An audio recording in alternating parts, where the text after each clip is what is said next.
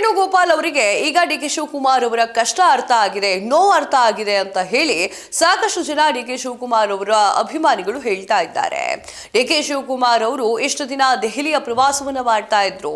ಡಿ.ಕೆ. ಶಿವಕುಮಾರ್ ಅವರಿಗೆ ಇನ್ನೇನು ಕುರ್ಚಿ ಸಿಕ್ತು ಅಂತ ಅನ್ಕೊಳ್ಳುವಾಗ್ಲೇ ಕೆ.ಸಿ. ವೇಣುಗೋಪಾಲ್ ಅವರು ಹೋಗಿ ಹೈಕಮಾಂಡ್ಗೆ ಬೇಡದೇ ಇರುವಂತಹ ವಿಚಾರಗಳನ್ನ ತುಂಬಿ ಡಿ.ಕೆ. ಶಿವಕುಮಾರ್ ಅವರು ಆ ಒಂದು ಕುರ್ಚಿ ಮೇಲೆ ಕೂತ್ಕೊಳ್ಳದೆ ಇರೋ ತರ ಮಾಡ್ಬಿಟ್ರು ಅಂತ ಹೇಳಿ ಡಿ.ಕೆ. ಶಿವಕುಮಾರ್ ಅಭಿಮಾನಿಗಳು ಮಾತನಾಡ್ತಾ ಇದ್ರು.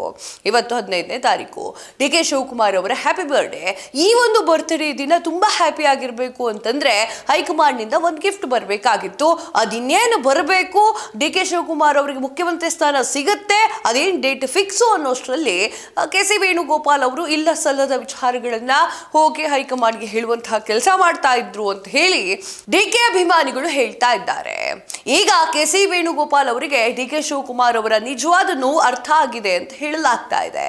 ನಿಮಗೆಲ್ಲರಿಗೂ ಕೂಡ ಗೊತ್ತೇ ಇದೆ, ಕಾಂಗ್ರೆಸ್ನಲ್ಲಿ ನಡೀತಾ ಇರುವಂತಹ ಒಳಜಗಳ.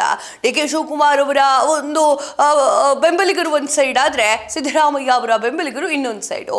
ಡಿ.ಕೆ. ಶಿವಕುಮಾರ್ ಅವರ ಬೆಂಬಲಿಗರು ಶತಾಯಗತಾಯ ಡಿ.ಕೆ. ಶಿವಕುಮಾರ್ ಅವರನ್ನ ಇದೇ ಒಂದು 5 ವರ್ಷದಲ್ಲಿ ಸಿಎಂ ಮಾಡಬೇಕು ಅಂತ ಕೂತ್ಕೊಂಡ್ರೆ ಸಿದ್ದರಾಮಯ್ಯ ಬಣದವರು ಸಾಧ್ಯವೇ ಇಲ್ಲ ಅಂತ ಹೇಳಿ ಕೂತ್ಕೊಂಡ್ರು.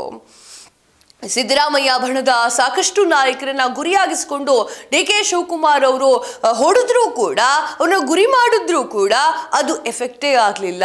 ಕಾರಣ ಕೆ.ಸಿ. ವೇಣುಗೋಪಾಲ್ ಅವರು. ಈಗೇನಾದ್ರೂ ಕೆ.ಸಿ. ವೇಣುಗೋಪಾಲ್ ಅವರು ಕಟ್ಟಿ ಅಲ್ಲಾಡಿಸದೆ ಹೋಗಿದ್ರೆ ಇಷ್ಟೊತ್ತಿಗೆ ಡಿ.ಕೆ. ಶಿವಕುಮಾರ್ ಅವರು ಕೂತ್ಕೊಳ್ತಿದ್ರು. ಈಗ ಇವತ್ತಿನ ದಿನ ಅವರು ತಮ್ಮ ಅಧಿಕಾರವನ್ನ ವಹಿಸ್ಕೊಳ್ತಿದ್ರು, ಮುಖ್ಯಮಂತ್ರಿ ಆಗ್ತಿದ್ರು. ಇದೇ ವಿಚಾರವನ್ನ ಡಿ.ಕೆ. ಅಭಿಮಾನಿಗಳು ಹೇಳ್ತಾ ಇದ್ದಾರೆ. ಕೇರಳದಲ್ಲಿ ಕೆ.ಸಿ. ವೇಣುಗೋಪಾಲ್ ಅವರಿಗೆ ಸಿಗಬೇಕಾಗಿರುವಂತಹ ಮುಖ್ಯಮಂತ್ರಿ ಸ್ಥಾನ ಸತೀಶನ್ಗೆ ಹೋಗುತ್ತೆ. ಸತೀಶನ್ಗೆ ಹೋಗಿದೆ ಆ ಒಂದು ಸ್ಥಾನ ಅಂತ ಗೊತ್ತಾದ್ಮೇಲೆ ಇಲ್ಲಿ ಕೆ.ಸಿ. ವೇಣುಗೋಪಾಲ್ ಅವರು ಮಕ ನೋಡೋಕ್ಕಾಗ್ತಾ ಇರಲಿಲ್ಲ. ಇಲ್ಲೂ ಹಾಗೆ ಆಗಿತ್ತು ಸ್ವಾಮಿ. ಡಿ.ಕೆ. ಶಿವಕುಮಾರ್ ಅವರು ಆ ಪಕ್ಷವನ್ನ ಕಟ್ಟಿದ್ರು. ಡಿ.ಕೆ. ಶಿವಕುಮಾರ್ ಅವರು ಪಕ್ಷಕ್ಕೋಸ್ಕರ ದುಡಿದ್ರು. ಡಿ.ಕೆ. ಶಿವಕುಮಾರ್ ಅವರು ಗಾಣದ ಎತ್ತಿನ ತರ ಪಕ್ಷಕ್ಕೆ ದುಡಿದ್ದಾರೆ. ಆದರೂ ಕೂಡ ಅವರಿಗೇನು ಸಿಕ್ಕಿಲ್ಲ ಅಂತ ಹೇಳಿ ಅಭಿಮಾನಿಗಳು ಈಗ ಕೆ.ಸಿ. ವೇಣುಗೋಪಾಲ್ ಅವರ ಮೇಲೆ ಗುಬೆ ಕೂರಿಸ್ತಾ ಇದ್ದಾರೆ.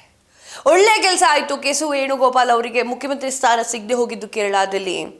ಅವರೂ ಕೂಡ ಪಕ್ಷಕ್ಕೆ ದುಡ್ದವ್ರೆ, ಅವರೂ ಕೂಡ ಎಲ್ಲರನ್ನ ಒಗ್ಗೂಡಿಸಿದವ್ರೆ. ವಾಯನಾಡ್ನಲ್ಲಿ ಪ್ರಿಯಾಂಕಾ ಗಾಂಧಿ ಅವರನ್ನ ಗೆಲ್ಲಿಸಬೇಕು ಅಂತ ಹೇಳಿ ಶತಾಯಗತಾಯ ಪ್ರಯತ್ನ ಮಾಡಿ ಗೆಲ್ಸಿದ್ರು. ಆದ್ರೂ ಕೂಡ ಹೈಕಮಾಂಡ್ ಅವ್ರಿಗೆ ಮಣೆ ಹಾಕಿಲ್ಲ, ಸತೀಶನಿಗೆ ಕೊಡ್ತು. ಇದೇ ವಿಚಾರಕ್ಕೆ ಕೆ.ಸಿ. ವೇಣುಗೋಪಾಲ್ ಅವರು ಬೇಜಾರು ಮಾಡಿಕೊಂಡ್ರು. ಅದೇ ರೀತಿ ಕೆ.ಸಿ. ವೇಣುಗೋಪಾಲ್ ಅವರಿಗೆ ಡಿ.ಕೆ. ಶಿವಕುಮಾರ್ ಅವ್ರ ನೋವಿಗೆ ಅರ್ಥ ಆಗ್ತಾ ಇದೆ.